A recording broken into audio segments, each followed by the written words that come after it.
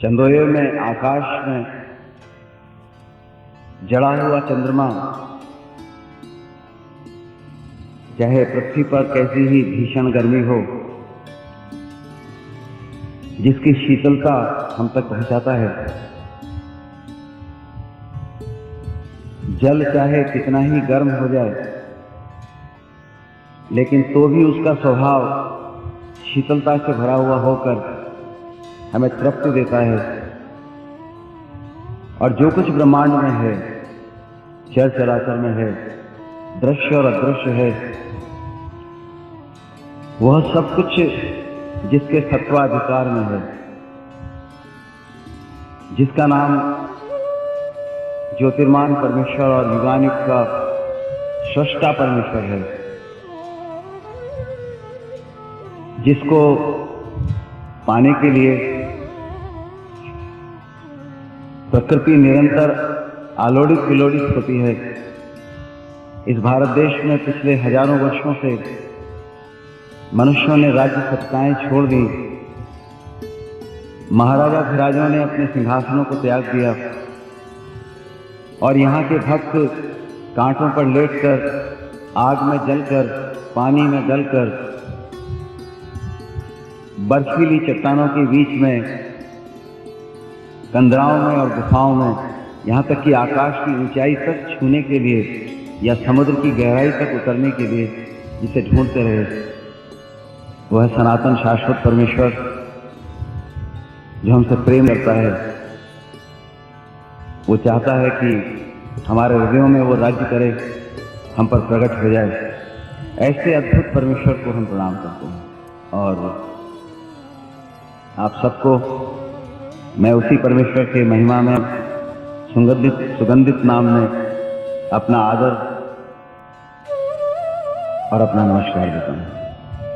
और वही नहीं, परमेश्वर ने जो इतना विराट है पर अपने आप को मानव जाति के लिए सुलभ कर दिया, सहज कर दिया, प्राप्त कर दिया, जीवंत बन गया, मनुष्य की सारी कल्पनाओं को धराशायी इसने कर दिया।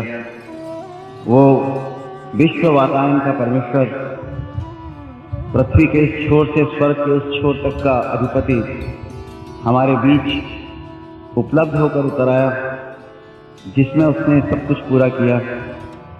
उस मानव मात्र के, प्राणी मात्र के जीवनदाता और मुक्ति की चट्टान प्रभु यीशु मसीह के धन्य और पवित्र नाम में भी मैं अपने आप को आपके सामने नम्रता दीनता से रखता हूँ और उसी में होकर आपको नमस्कार भी देता हूँ। आप सबका जो भिलाई से, रायपुर से या और निकटवर्ती नगरों से आए हैं, मैं परमेश्वर और परमेश्वर के इकलौते पुत्र, मानव मात्र के पिता प्रभु यीशु मसीह के नाम में आपका स्वागत करता हूँ। कल मैं निवेदन करके बता रहा था कि परमेश्वर ने हमें ये संध्याएं इस प्रांगण में इसलिए नहीं दी कि किसी प्रकार हम किसी एक विशेष धारा को लेकर, मत या संप्रदाय को लेकर, या किसी एक सिद्धांत विशेष के को प्रश्रय देते हुए इन दिनों के अंदर कुछ लोगों को इकट्ठा करने के लिए प्रेरित करें, किसी एक विशेष समुदाय या दर्शन के मार्ग का प्रचार करें। इसमें से कोई भी उद्देश्य हमारा नहीं है, हम में से किसी का भी नहीं है। जो आप लोग आए हैं, सहज ही परमेश्वर आपको भक्ति में विवश करके, जिज्ञासा में तत्पर बना के यहाँ तक ले आया। और ठीक ऐसे ही परमेश्वर मुझे भी जहाँ ले जाता है, इस देश में या विदेश में, न तो मेरा किसी कोई संप्रदाय से संबंध है, न किसी धर्म से संबंध है। कभी था, सीमाएं थीं, पर जब विराट मिल गया तो सीमाएं समाप्त हो गई। जब तक असत्य होता है तब तक सीमाएं होती हैं, क्योंकि सीमाएं बनती और बिगड़ती रहती हैं। आज है, कल नहीं होती है। आज जिस सिद्धांत का प्रतिपादन होता है, कल वही सिद्धांत बदल जाता है। आज जिसको हम ईश्वर करके मानते हैं, कल उसी से हम अप्रसन्न हो जाते हैं और किसी दूसरे के पास चले जाते हैं। इस संसार में जो कुछ भी है वो अस्थिर है। सारा संसार एक स्वप्न की भांति है जैसा कल वचन में से हम देख रहे थे, ये मिटता जाता संसार है और इसमें के हर संप्रदाय, ज्ञान, विचार, तत्व चिंतन, सिद्धांत सब मिटते जाते हैं, फिर बनते जाते हैं, फिर मिटते जाते हैं। उनका अस्तित्वहीन है, स्थायी नहीं है, सत्य पर आधारित नहीं है।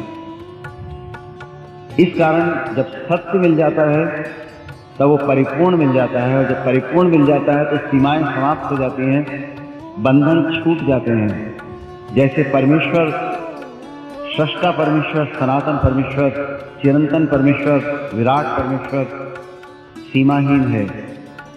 उसके लिए वचन कहता है, तुम कैसा घर बनाओगे? क्या परमेश्वर हाथ के बनाए हुए घरों में रहता है? क्या उस परमेश्वर को सीमाओं में बांध सकते हैं? स्वर्ग जिसका सिंहासन है और ये पृथ्वी जिसके पांवों की चौकी है, और जो चर चराचर का नायक है, अधिनायक है, एक उसकी पलक झपकते ही सारे ब्रह्मांड डूब जाते हैं अंधकार में, और जिसकी पलक उठते ही एक नई सृष्टि का आरंभ हो जाता है। समुद्र जिसको देखकर भयभीत होकर सूख जाते हैं, सूर्य जो ऐसा तेजोमय है, उसकी एक तीक्ष्ण कटाक्ष से जलकर राख होकर नीचे गिर जाता है। ऐसे परमेश्वर का क्या बंधन बनाएंगे, क्या सीमाएं बनाएंगे, उसको कैसे मस्जिद में रखेंगे, उसको कैसे गिरजे या मंदिर में रखेंगे? वो विराटादि विराट है। इसीलिए हमारा उद्देश्य इसमें से कुछ भी नहीं है। भारत के एक शायर ने ठीक ही गाया था, आज़ादी की लड़ाई के दौरान अक्सर हम उस गीत को गाया करते थे जब मैं छोटा बच्चा था, 7, 8 साल, 10 साल तक था। मजहब नहीं सिखाता आपस में बैर रखना, कोई सीमाएं नहीं, जिसको वास्तव में धर्म कहते हैं। मजहब का मतलब होता है सत्य की खोज। जहां सत्य की खोज होती है वहां सीमाएं नहीं होती हैं, बंधन नहीं होते हैं, तेरा मेरा नहीं होता है, विराट सबका होता है, हमारा होता है। इसीलिए हमारा अस्तित्व निरंतर सीमाओं से निकल करके हम शरीर में सीमित हो जाते हैं, मन हमारा अधिराजा हो जाता है। पर जब हम असीमित के साथ जुड़ जाते हैं, जब हम आत्म तत्व के साथ, उस चिंतन चिन्मय के साथ जुड़ जाते हैं, तब बंधन टूट जाते हैं। हम इसीलिए इकट्ठा हुए हैं कि बंधन टूट जाएं और वह सब कुछ जो अस्थायी है वो हट जाए, और जो विराट है, जिसके लिए, जिसको पुकारते रहे भारत के मनीषी, तपस्वी, ज्ञानी, ऋषि, महर्षि, जिनकी आत्मा, जिनका प्राण निरंतर आलोड़ित विलोड़ित होकर उसको पुकारता रहा, तू कहाँ है, तू कैसा है, तू दृश्यमान क्यों नहीं होता? हम उस परमेश्वर को जान सकें, उसके चरणों में अभी आज ही रात आ सकें और अपने अस्तित्व को उस विराट के हाथों में सौंप सकें, जिसने नाशवान को विराट के हाथों में, अविनाशी के हाथों में सौंप दिया। वो नाश से स्वतंत्र होकर अविनाशी का अभिन्न भाग हो गया। इसी को तत्व चिंतन मोक्ष कहते हैं। इसमें मोक्ष के साथ मुमुक्षा है। मुमुक्षा का अर्थ होता है अपना क्षय करके वह जो अनादि है उसके साथ जुड़ जाए, इसी को मोक्ष कहते हैं। अपने आप के में अस्तित्वहीन होकर उस अनादि के साथ एकत्व को पा लेना, यही भारत की विविशा रही है, भारत की प्यास रही है, यही सारे विश्व के अंदर मनुष्य की प्राथमिकता रही है। चाहे हम आज भी जाने या न जाने, हमारा ज्ञान, धर्म, दर्शन किसी भी एक विशेष संबोधन के साथ पहचाना या जाना जाता रहा हो। हम वेदांती हों, चाहे हम शैव हों, वैष्णव हों, दैवी उपासक हों, चाहे हम निर्गुण हों, चाहे सगुण हों, चाहे हम पेंटिकॉस्टल हों, चाहे रोमन कैथोलिक हों, चाहे विश्वासी हों, चाहे अविश्वासी हों, इनके सबके बीच में एक अंदर प्राण है, एक प्राण है, एक प्राण शक्ति है, एक ऊर्जा है जो बार बार हाहाकार करती है, बार बार त्राहिमाम त्राहिमाम कहकर के पुकारती है और पुकार के कहती है, हे पुंडरीक्ष तू कौन है, हे सृष्टा तू कहाँ है, मैं तो हूँ। तेरी हल्की सी झलक चंद्रमा की शीतलता में, सूर्य की प्रचंडता में, पवन के वेग में, जल की शीतलता में पाता हूँ, अग्नि की शिखाओं में पाता हूँ, परंतु तू क्यों नहीं है, तू कहाँ है? ये प्यास हर एक मनुष्य के पास है, चाहे उसका बाहरी परिचय, आवरण, रूप कुछ भी हो। आपके पास, जितने यहाँ हैं, हम सबके पास, आबाल वृद्ध के पास, छोटे से छोटे बालक के पास, जैसे एक छोटा बालक जानना चाहता है मेरा पिता कौन है, ठीक वैसे ही हम जितने आयु वृद्ध हैं, हम यही जानना चाहते हैं कि हमारा सृष्टा कौन है। चाहे हम कितने ही संसार में खोए हों, हम वैश्यालय में रहते हों, हम चाहे कहीं घोर पातकी स्वभाव से ग्रस्त होकर मदिरालय में पड़े रहते हों, चाहे पापाचार की दुर्गति में कीड़े की नाई संसार के इस नाले जैसे गंदगी भरे कीचड़ के अंदर पड़े हुए तड़पड़ाते रहते हों, पर तो भी ऐसी परिस्थिति में भी हमारा प्राण निरंतर आलोड़ित विलोड़ित होकर के उसको पुकारता रहता है। जब भी कभी पैसिव समय आता है, जब भी कभी एकांत समय आता है, जब भी हम कभी भीतर अंतस्थल में उतर जाते हैं और खो जाते हैं, जब अपने पर विचार करने लगते हैं, शराब खाने में, वैश्यालय में, पापाचार के अंदर, ये क्या हो रहा है, ये क्यों हो रहा है, मैं कौन हूँ, कौन है जिसने मुझे बनाया, कौन है जो मुझे यहाँ से निकाल सकता है, तब उसका स्मरण हो आता है, एक मेरा सृष्टा है। काश उसको हम जान लें और उसके चरणों में आ जाएं। इसलिए आज की संध्या उसको जानने की संध्या है, उसके चरणों में आने की संध्या है। आप सबको निमंत्रित है। परमेश्वर का वचन खोलेंगे। कल भी मैंने कहा था, ये परमेश्वर का वचन किसी संप्रदाय, किसी धर्म, किसी सिद्धांत या दर्शन से ताल्लुक नहीं रखता। जैसा सूर्य प्रभामंडल में ज्योतिर्मान होकर सारे ग्रहों को, सारे ब्रह्मांड को प्रकाश देता है, वैसे ही परमेश्वर किसी सीमा में नहीं बनता है, किसी धर्म का नहीं है। गीता में कृष्ण ने इसीलिए कहा, ये सारी वसुधा, ये सारी मनुष्य जाति वसुधैव कुटुंबकम, वो जो वसुधा का सृष्टा है, उसका घराना है, उसका परिवार है, उसका कुटुंब है।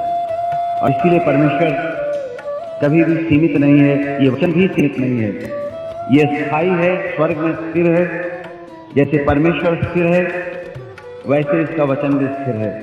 इसलिए ये वचन कहीं संप्रदाय विशेष का मान करके न चलने, ये हम सबके लिए उतना ही लाभकारी है जितना लाभकारी जीवन की सांस है। अगर सांस नहीं है तो जीवन नहीं है, अगर ये वचन नहीं है तो अनंत जीवन नहीं है।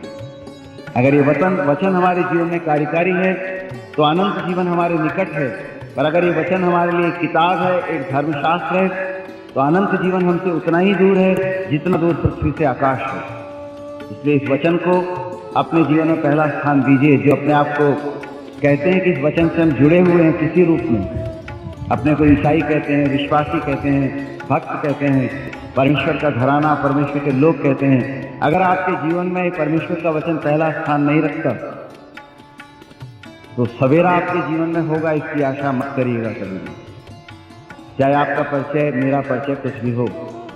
दूसरा, इस वचन को सिर्फ एक किताब समझ करके अपने घर में मत रखिए। ये वचन शाश्वत जीवन का मार्ग है। ये वचन हमारा प्रतिदिन का चरित्र परमेश्वर के जीवन को जीने के लिए है।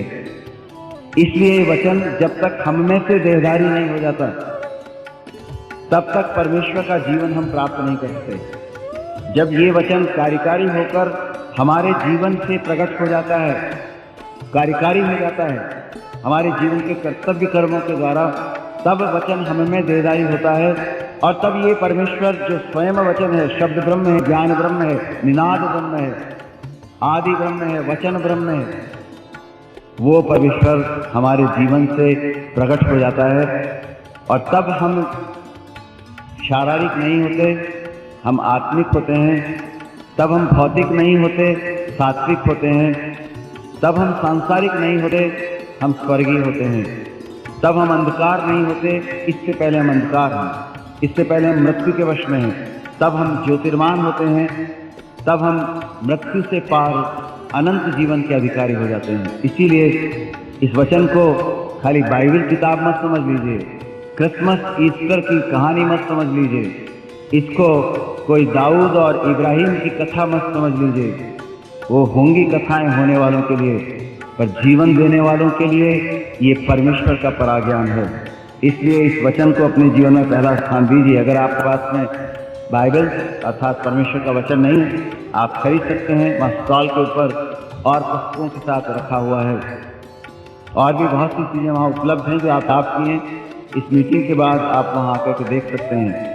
बल्कि मैं तो निवेदन करूँगा कि दुख में सुख में, उठते बैठते, गाते हंसते, हर समय वचन हमारे पास होना चाहिए, हमारे कंठ से उच्चरित होना चाहिए, हमारे होठों में बसा होना चाहिए, हमारी आंखों के अंदर इसकी ज्योति निरंतर बढ़ती रहनी चाहिए। हम खाएं या पिएं, उठें या बैठें, सोचें चाहे बातचीत करें, परमेश्वर के वचन ही के अनुसार करें। जब इस प्रकार परमेश्वर का वचन हमारे जीवन में कार्य करेगा तभी लाभ है। अनंत जीवन डुगडुगी बजा करके मदारी का तमाशा नहीं है। अनंत जीवन, परमेश्वर का जीवन, स्वर्गीय जीवन, मोक्ष धाम, जिसके लिए कठोपनिषद कहता है मानुषम लोकम यत मुक्ति द्वारा। ये मानव जीवन मुक्ति का एकमात्र द्वार है। ये मुक्ति कोई बंदरिया का खेल नहीं है, कोई पादरी का खेल नहीं है, पंडित जी का खेल नहीं है कि पंडित जी ने एक मंदिर बना दिया, आपको एक चोला पहना दिया, आपको एक तिलक लगा दिया और आपको मोक्ष मिल गया। या आपने घर के अंदर एक भगवान बना करके रख लिए, रोज सुबह सिर नवा लिया, एक अगरबत्ती जला दी, थोड़ा सा पानी का कपड़ा लेके उसका मुंह पोंछ दिया, रसोई में जो खाना बना तो प्रसाद चढ़ा दिया और उसके बाद में उसको एक माला पहना दी, उसके बाद में पर्दा वापस लगा दिया कि सो जा भगवान, शाम को फिर उठ जाना। ये मोक्ष वो सब तमाशा के लिए तो नाटक है मनुष्य का। इनसे परमेश्वर का कोई लेना देना नहीं। भक्ति का भेद गंभीर है, वो ज्ञान से परे है। जब तक हम शरीर विहीन नहीं हो जाते, जब तक हम आत्म तत्व नहीं हो जाते, तब तक आत्मनम वात्मनम बोध, उसका बोध होता ही नहीं। जब तक आत्मा आत्मा से नहीं मिल जाता, उस परमात्मा का बोध नहीं होता है। शरीर में उसका बोध नहीं होता है। शरीर के और उसके बीच में तो बैर है। शरीर को तो वो नाश करता है, इसीलिए मृत्यु है, इसीलिए रोग है, इसीलिए शोक है, इसीलिए पीड़ा है। शरीर घटता चला जाता है, घटता चला जाता है, एक दिन बिल्कुल घट जाता है। इसमें कोई उसे नहीं पा सकता है। इसीलिए ये मानव योनि में बड़ा दुर्लभ है, मोक्ष बड़ा दुर्लभ है। देवता लोग भी इसको पाने के लिए निरंतर लालायित रहते हैं, पर नहीं मिलता। इसीलिए वो एक ही रूप में बने रहते हैं। जिस दिन वो मोक्ष हो जाता है, फिर वो दास नहीं होते, वो परमेश्वर की आत्मा के सहभागी हो जाते हैं। पर कोई देवता परमेश्वर की आत्मा का सहभागी नहीं होता। वो भटकने वाली आत्माएं हैं जो निरंतर करती रहती हैं। केवल परमेश्वर की आज्ञा मानना उनका काम है और उन्हीं देवताओं को पूछ के उससे आपको मोक्ष हो जाएगा। आप सोचते हैं इब्राहिम का नाम लेने से मोक्ष मिल जाएगा, या मूसा का नाम लेने से मोक्ष मिल जाएगा, या किसी एक कल्ट या किसी एक संप्रदाय का सदस्य हो जाने से, या किसी एक घर में इकट्ठा हो जाने से आपको मोक्ष मिल जाएगा, कुछ भजन कर लेने से, कुछ परमेश्वर का वचन सुन लेने नहीं। जब तक आप शरीर से निकल के आत्मवान नहीं होंगे, जब तक पुराना मनुष्य मर नहीं जाएगा और नया मनुष्य नहीं आ जाएगा आपके जीवन में जो परमेश्वर का स्वरूप है, तब तक मोक्ष दुर्लभ है, असंभव है। इसलिए परमेश्वर को पाना ही उसके स्वरूप को पाना है। जब तक उसे हम जानेंगे नहीं तो हम उसको पाएंगे कहाँ से, और जब पाएंगे नहीं तो वो मोक्ष कहाँ से मिलेगा। इसीलिए आवश्यक ये है कि उसको प्राप्त करना है, और प्राप्त करने के लिए आवश्यक है उसको पहचानना है। वो तुम्हारे सबसे निकट है, वचन कहता है वो तुम्हारे सबसे निकट है, पर हम पहचानते नहीं। वो हमारे बीच में है, पर हम उसे पहचानते नहीं, क्योंकि वो आत्मा है, वो शरीर नहीं, इसलिए दिखाई नहीं देता। वो अनुभूति का विषय है और शरीर से अनुभव नहीं कर सकता। आत्मा में आने के बाद हम उसको अनुभव कर सकते हैं। इस कारण परमेश्वर हमारी सहायता करे। इन वचनों को हम खोलेंगे। जिनके पास वचन नहीं है, कृपया अपने अड़ोस पड़ोस में जिनके पास में परमेश्वर का वचन है, जब पढ़ते हैं तो उस पर ध्यान करें, साथ में देख करके। और जिनके पास बिल्कुल नहीं है, मैं निवेदन करूंगा कल जब वो यहाँ पर पधारें तो वचन जरूर साथ लेते हैं। और जिनके पास कतई नहीं है, उनसे मेरा अनुरोध है, अगर वो खरीदना चाहते हैं, बहुत ही सस्ते मूल्यों के ऊपर यहाँ बाइबल प्राप्त हैं। आप मीटिंग के बाद में यहाँ से ले सकते हैं। मैं तो मेरे हिंदू भाइयों को निमंत्रित करूँगा कि उनको जो भक्ति भाव से भरे रहते हैं, उनको परमेश्वर कहता है इसके द्वारा, परस्पर देखो मैं परमेश्वर कैसा भला हूँ। एक बार आज परमेश्वर के जीवित वचन को आप अपने हाथों में लेके देखिए, इसको अपनी आंखों में बसा के देखिए, और उसका जो आत्मा का मार्ग है, जिस हिसाब से इस वचन का मनन और अध्ययन करना चाहिए, उस विचार से, उस मार्ग से उसका मनन और अध्ययन अगर आप करेंगे, जैसा अनुभवी लोगों ने बताया है, तो परमेश्वर आपसे बिल्कुल दूर नहीं रहेगा, आपके वो बहुत निकट हो जाएगा और परमेश्वर के गहरे भेदों को हम ठीक से समझ पाएंगे। इसीलिए परमेश्वर के वचन पर हम ध्यान करेंगे। वचन के कुछ भागों में से हम पढ़ेंगे। कृपया अपने अपने वचन को खोल लें। योना रचित सुसमाचार, उसका 17 अध्याय, उसके 2 और 3 पद को पढ़ेंगे। उसके बाद में पहला योना, उसका 5 अध्याय, उसके 20 पद को पढ़ेंगे। और आखिर के अंदर एक तीसरा वचन का भाग है जो कुलुस्सियों के नाम पत्रेत की पत्री है, उसका 2 अध्याय, और उसके 3 पद को इसी प्रकार से हम पढ़ेंगे। तो 3 भाग हो गए। योना 17 अध्याय, उसका 2 और 3 पद, उसके बाद में पहला योना, उसका 5 अध्याय, उसका 20 पद, और उसके बाद में कुलुस्सियों के पत्री और उसका 2 अध्याय, उसका 3 पद। बारी बारी से इन तीनों भागों को हम पढ़ेंगे और पढ़ने के अंदर आप सब लोग भी पढ़ें, और जो हमारे साथ में सहायता के लिए प्रिय भाई लोग बैठे हैं वो इसमें हमारी सहायता करेंगे। बस ध्यान रखिएगा, वचन को शुद्ध रूप से पढ़िए और धीरज से पढ़िए, जल्दबाजी में मत पढ़िए, क्योंकि इन वचनों ही में परमेश्वर का सारा भेद छिपा हुआ है। परमेश्वर का अस्तित्व और कुछ नहीं है, परमेश्वर का वचन ही है, इसलिए इसमें परमेश्वर का संपूर्ण भेद छिपा हुआ है। जितना धीरज से पढ़ेंगे उतना ही परमेश्वर वचन हमारे विवेक के अंदर, हमारे ज्ञान की जो समझ है उसमें सहजता से प्रवेश करता जाएगा। तो सबसे पहले यूहन्ना का 17 अध्याय 2 और 3, फिर पहला यूहन्ना 5 अध्याय 20 पद, और उसके बाद में कुलुस्सियों के नाम पौलुस प्रेरित की पत्री, उसका 2 अध्याय 3 पद, बारी बारी का। क्योंकि तूने उसको सब प्राणियों पर अधिकार दिया कि जिन्हें तूने उसको दिया है उन सबको वह अनंत जीवन दे। और अनंत जीवन यह है कि वे तुझ अद्वैत सच्चे परमेश्वर को और यीशु मसीह को जिसे तूने भेजा है जाने। इसके बाद पहला यूहन्ना का 5 अध्याय, उसका 20 पद। और यह भी जानते हैं कि परमेश्वर का पुत्र आ गया है और उसने हमें समझ दी है कि हम उस सच्चे को पहचाने, और हम उसमें जो सत्य है अर्थात उसके पुत्र यीशु मसीह में रहते हैं। सच्चा परमेश्वर और अनंत जीवन यही है। उसके बाद में तीसरा भाग, कुलुस्सियों के नाम पौलुस प्रेरित की पत्री 2 अध्याय, उसका 3 पद। हम सब लोग एक साथ पढ़ेंगे, जितनों ने परमेश्वर का वचन खोल रखा है हम सब लोग एक साथ पढ़ेंगे। बहुत ध्यान से इस 3 पद को 2 अध्याय में हम सब एक साथ पढ़ेंगे, और बहुत धीरज से, बहुत ध्यान से, क्योंकि जिसमें बुद्धि और ज्ञान के सारे भंडार छिपे हुए हैं। उस परमेश्वर में जिसमें बुद्धि और ज्ञान के सारे भंडार छिपे हुए हैं।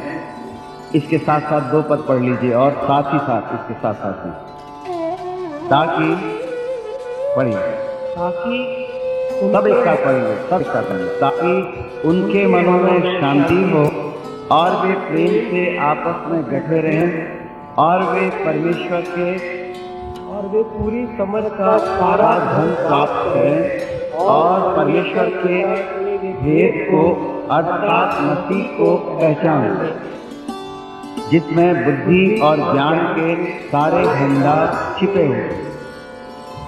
आइए प्रार्थना करेंगे। परमेश्वर अपने इन वचनों को आशीषित करे और इसमें से होकर हमसे बातचीत करे। प्रार्थना में नम्र और दीन होकर अपने सरों को झुका देंगे। हे सृष्टिकर्ता, हे अनादि जीवित परमेश्वर, महिमा के शाश्वत पिता, हमारे ज्योतिर्मान अद्वैत अनादि परमेश्वर, इस संध्या काल में जब चंद्रमा आकाश मंडल में तेरी शीतलता को बिखेर रहा है, दूर दिगंतों में तारामंडल तेरी ज्योति की चमचमाहट से आप्लावित है, जब वायु सारे शून्यता को संबित कर रही है, ऐसे में परमेश्वर पिता थोड़े से लोग मिलकर इस व्यस्त औद्योगिक नगरी में तेरे चरणों में बैठकर अपने मन की आंखों को, आत्मा की आंखों को तेरी ओर उठा रहे हैं, इसलिए कि तू जो विराटादि विराट है, तू जो अस्तित्व से परे है, तू ज्ञान की उपलब्धि और ज्ञान की प्रतिपूर्ति है, तू जो परम सत्य है, और जो कोई उस सत्य में आता है वो स्वतंत्र हो जाता है। इसीलिए हम तेरे चरणों में बैठे हैं परमेश्वर। हमारे बंधनों को हम पहचानते हैं, मृत्यु की कारा ने हमें घेरा है, इस संसार के अंदर अंधकार की सारी सामर्थ्यों ने हमें तेरे से दूर किया है, तेरे और हमारे बीच में पर्दा पड़ा हुआ है। हे परमेश्वर, महिमा के सिंहासन से उतर आ, तेरे वचन के द्वारा है शब्द ब्रह्म हमारे हृदय के सिंहासन पर हमें हटा करके, अशुद्धताओं को धो करके, अपने आप को मूर्तमान कर, अपने आप को ज्योतिर्मान कर। धन्यवादित परमेश्वर, हम सारी बातों के लिए तेरी महिमा करते हैं, क्योंकि तूने अपने आप को हमारे लिए कितना सहज और उपलब्ध किया। इसीलिए उसमें होकर तेरे चरणों में आके इस सारे स्थान को, हमारी मन जिज्ञासा को तेरे हाथों में सौंप देते हैं। तो दाऊद दास के साथ कहते हैं, जिसने तुझे पुकार कर कहा था, हे परमेश्वर, ऐसा कर कि मेरा कटोरा उमड़ने लग जाए, मेरे हृदय का कटोरा उमड़ने लग जाए। आज हम भी उसी के साथ पुकारते हैं, इस मन रूपी कटोरे को अस्तित्वहीन कर, शुद्ध कर, इसमें से तेरा जीवन उमड़े, ऐसे अनुग्रह की दृष्टि कर हम पर पिता। तो इस पूरे के पूरे क्षेत्र को हम उस प्रभु यीशु मसीह के क्रूस से बहे हुए मुक्तिदायी लहू की सामर्थ्य में बांध देते हैं। देखे अनदेखे हर प्रकार के व्यवधान को उसी आत्मा की सामर्थ्य से डांट देते हैं और विनती करते हैं, परमेश्वर अपने अनुग्रह के द्वारों को खोल, हमें मुक्ति के अनुभव को दे, आशीष दे। प्रभु यीशु मसीह के नाम में मांगते हैं, सुन और ग्रहण कर, आमीन। अगर बहुत सहज से जैसे एक प्रश्न किया जाए किसी भी माताजी से, किसी बहन जी से, किसी बंधु से, कि क्या आप अपने पुत्र को जानते हैं? किसी एक युवक से हम पूछें, क्या आप अपनी माता को जानते हैं? तो सहज भाव से कहेगा, क्यों नहीं जानते, वो मेरी माता है। या माता कहेगी, वो मेरा पुत्र है। या ये प्रश्न भी आ सकता है कि क्या हम एक दूसरे को जानते हैं? तो हम कहेंगे, जब तक हम आमने सामने हैं, अनुभूति देखने की है, तो हम एक दूसरे को क्यों नहीं जानते हैं? क्योंकि हम आमने सामने हैं। अगर ऐसे ही अगर आज परमेश्वर हमसे प्रश्न पूछे कि क्या तुम मुझे जानते हो, तो जैसे हम अपनी माता को जानते हैं, घनिष्ठ संबंधों के साथ, क्या संसार के अंदर घनिष्ठतम संबंध अगर किसी का सबसे पहले जुड़ता है और आखिर तक रहता है और अनंत काल तक रहता है, तो वो संबंध किससे रहता है? परमेश्वर से रहता है। माता के गर्भ में आने से पहले हमारा संबंध कहाँ था? उससे पहले भी था संबंध। किससे? परमेश्वर से, सृष्टा से, हमारे रचनाकार से। जब हमारा अस्तित्व कोई रूप नहीं ले सका था, हम डिंब मात्र थे, पिंड मात्र थे, जब हम सिर्फ प्राण थे, तब वो हमसे जुड़ा हुआ था। क्या हम उसे जानते हैं? माता से तो बाद में जुड़े, पिता से तो बाद में जुड़े। आप अपने देह को पहचानते हैं, अपने रोम, आपके देह पर जहां कहीं लाल तिल है, काला तिल है, आपके रोम में कोई बाल सफेद है या पीला है या भूरा है, उसे आप पहचानते हैं। क्या आप परमेश्वर को पहचानते हैं? आप चले जाएंगे इस संसार से, संसार छूट जाएगा, संसार को आप भूल जाएंगे, आप अपने आप को भूल जाएंगे, आप अपनी योनि को भी भूल जाएंगे, आप क्या थे। संसार की हर पहचान को भी आप भूल जाएंगे, जिसको अभी हम कहते हैं कि हम जानते हैं, हमारे बहुत निकट है, पर उसके बाद भी वो आपके साथ बना रहेगा, तब भी उसका संबंध आपके साथ घनिष्ठ बना रहेगा। क्या आप उस परमेश्वर को जानते हैं?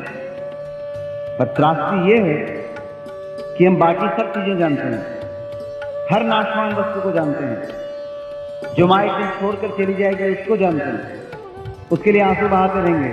हम अपने आप को छोड़ के चले जाएंगे, पत्ते भी भाग जाते हैं फिजा में दूर दूर। एक दिन समय आएगा, इस शरीर हमको छोड़ के चला जाएगा, जब मृत्यु आएगी तो, जब बुढ़ापा आएगा तो। जैसे जब पतझड़ आता है तो जो पत्ते उस पेड़ पर पैदा होते हैं वो भी उसको छोड़ के भाग जाते हैं, पेड़ को भुला देते हैं। ऐसे ही हम सब एक दूसरे को भुला देंगे, सारे अस्तित्व समाप्त हो जाएंगे। जब हम अपने आप को जानते हैं, अपने अस्तित्व को जानते हैं, अपने चारों तरफ के परिवेश को जानते हैं, अपने चारों ओर के संबंधों को जानते हैं, कितनी बड़ी दुर्भाग्यता है, कितनी बड़ी त्रासदी हमारे जीवन में, कितना बड़ा हमारा दुर्भाग्य है कि हम उस परमेश्वर को नहीं जानते। इसीलिए मैंने पूछा कि अगर आज प्रश्न किया जाए तो क्या हम उसको जानते हैं? अगर जानते होते तो परमेश्वर की विविधता होती ही नहीं। अगर जानते होते तो हजारों परमेश्वर नहीं होते इस दुनिया के अंदर। अगर जानते होते तो परमेश्वर भिन्न भिन्न स्थानों पर नहीं रहता। परमेश्वर तो स्वर्ग में रहता है। परमेश्वर के बुद्धि ज्ञान की विवेचना भिन्न भिन्न रूपों में नहीं होती। परमेश्वर का मंत्री कौन हुआ है? किसने परमेश्वर की बुद्धि को जाना है? किसने उसके ज्ञान की थाह को पाया है?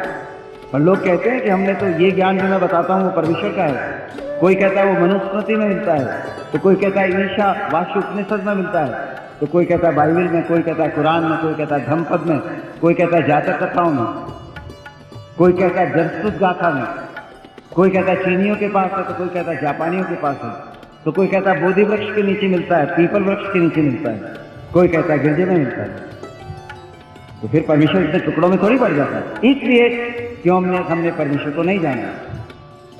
जब तक हम उसको नहीं जानेंगे तब तक हम उसको पा नहीं सकते, और जब हम उसको पा नहीं सकते तो उसका जीवन हमें नहीं मिल सकता, और मोक्ष उसका जीवन ही है। ये संसार तो नाश होता संसार है, इस संसार से कोई भी लाभ नहीं।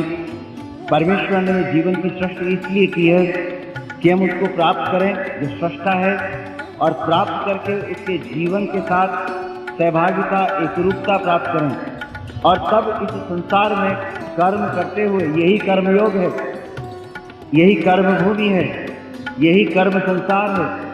परमेश्वर कैसे कर्म करते हुए, परमेश्वर का सा जीवन जीते हुए, परमेश्वरमय होकर, परमेश्वर के विराट स्वरूप में एकरूपता पाकर परमेश्वर के अनंत जीवन के सहभागी हो जाएं।